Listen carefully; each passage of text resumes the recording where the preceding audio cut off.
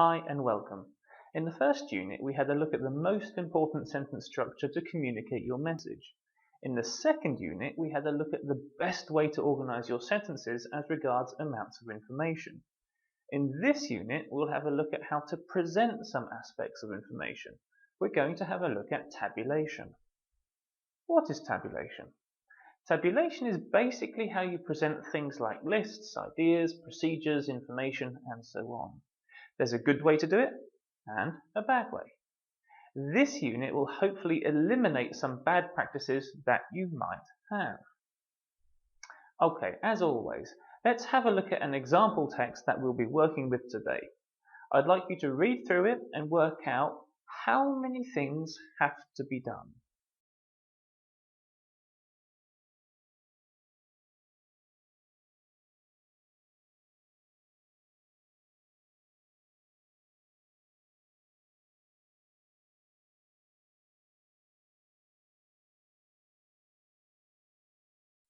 How many things did you get? If I were to break down the text, it would look like this.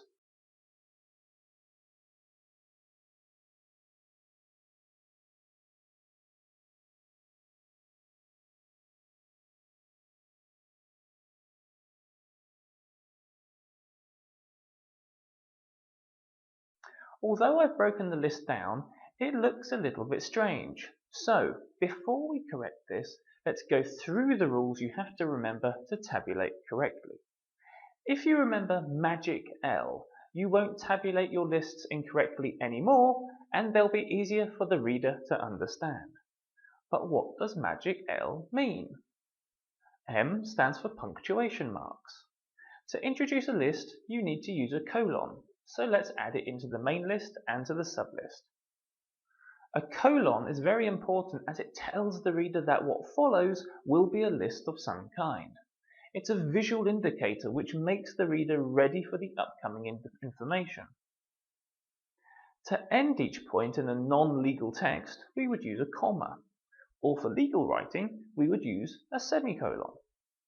This text looks as though you're writing it on behalf of a partner to a client, so I would class this as a legal text.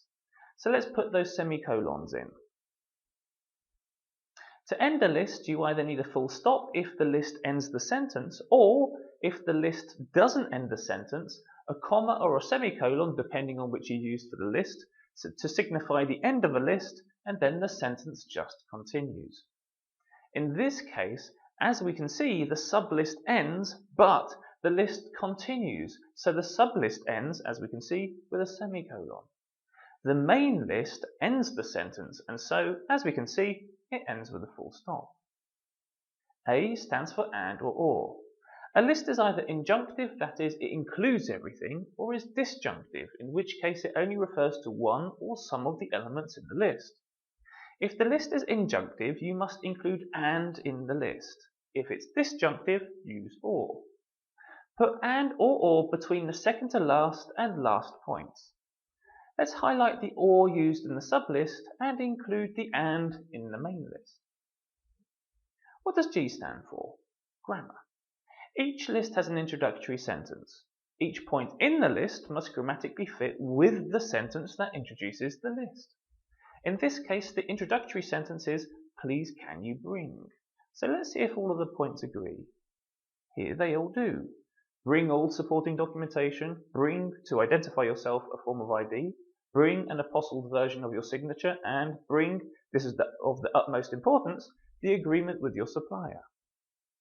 Even the sublist is okay. Include invoices, include emails, or include letters. So the grammar is good. I stands for indent. You have to indent the list from the left-hand margin to help identify it as a list. So let's do this now. This helps the information stand out and be easy to remember for future reference. C stands for class, or in other words, parallel phrasing. This is related to grammar. Not only does each sentence have to follow on grammatically from the introductory sentence, but it makes the reader's life easier if each point in the list starts with the same form of grammar, whether it's using nouns, bare infinitive, gerunds, the perfect form, or whatever. It doesn't matter what it is as long as all or most points agree. So let's have a look at our list. In the sublist, we can see that each point is a noun, so there's no problems here. Everything agrees in terms of class or parallel phrasing. In the main list, we have a noun phrase, a verb, a noun, and a subclause beginning with this. Here we don't have grammatical agreement. We can correct this issue by making some small redrafting changes. Now we have a much closer class agreement.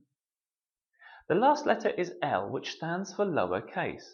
As each point in the list is a continuation of the introductory sentence, it follows grammatically that each point starts with a lowercase letter, as we can see in our example. There are some exceptions, however. 1. If the first word of a point is a proper noun or grammatically needs to be an uppercase letter. 2. If the word is a defined term. Or 3. If each point is a new sentence.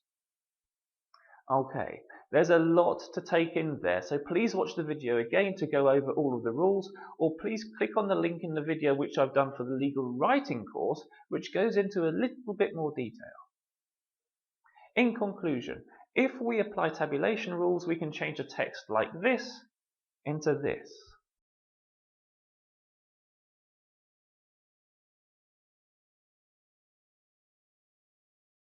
We've had a look at the rules to tabulate, but why should we tabulate? We need to tabulate for the following reasons. You can 1. Separate and highlight important information from the main body of the text. 2. Make important information quick to find for future reference by putting it in a different format to the rest of the text, which stands out. 3. Structure information in a certain way either by making general points, by using bullet points, or creating hierarchy or order by using a numbered list. 4. Use white space to present information in a better way to the reader. In other words, to make the text more approachable. This makes your text easier to read and makes someone more willing to read your text, which is also very important. And there we go. That's how you tabulate and why you should. There's a lot of information in this video, so that I'd ask you to think about the information very carefully, watch this video again, or watch the video I prepared for the Legal English course, which, as I said, presents this information in a little bit more detail, or have a look at the links below, which explain tabulation and parallel phrasing in a slightly different way. Okay, let's move on to the questions. Please read each question and try to work out how each list is formed, in particular, at which point it starts. Then use magic L to break it down properly and tabulate correctly.